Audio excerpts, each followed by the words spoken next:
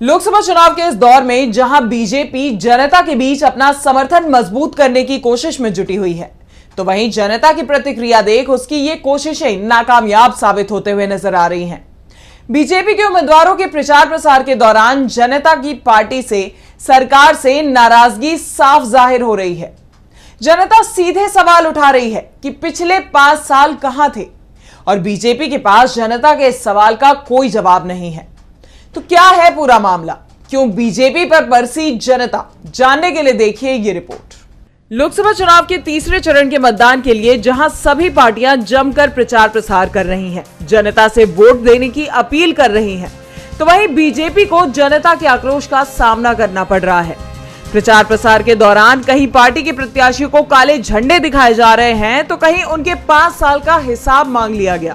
मोदी सरकार से किसानों की नाराजगी तो पहले से ही जाहिर है, लेकिन इस चुनाव में किसानों की ये नाराजगी बीजेपी को भारी नुकसान पहुंचाती हुई दिख रही है। हरियाणा में प्रत्याशी लगातार मतदाताओं से मिल रहे हैं, वोट मांग रहे हैं। इस दौरान कई तरह की चीजें देखने को मिल रही हैं।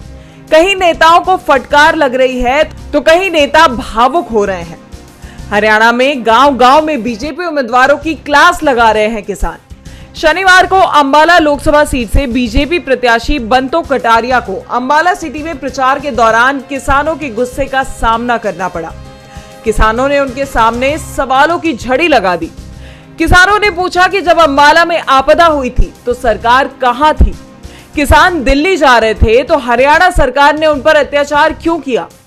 उत्तर प्रदेश के लखीमपुर खीरी मामले में कोई कार्रवाई क्यों नहीं की गई? किसानों के सवाल के आगे बंतो हाथ जोड़ खड़ी हो गई।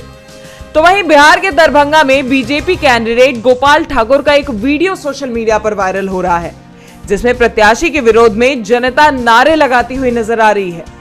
इतना ही नहीं, गोपाल ठाकुर को लोगों ने काले झंडे दिखाकर उनका विरोध किया। हालांकि लोगों को शांत कराने की कोशिश की गई, लेकिन भीड़ ने एक नहीं सुनी और मुर्दाबाद के नारे बुलंद करते रहे। वीडियो में साफ देखा जा सकता है कि गोपाल ठाकुर को लोगों ने 2 पल भी वहां ठहरने की मोहलत नहीं दी। जनसंपर्क करने आए बीजेपी नेता को उल्टे पांव लौटना पड़ा।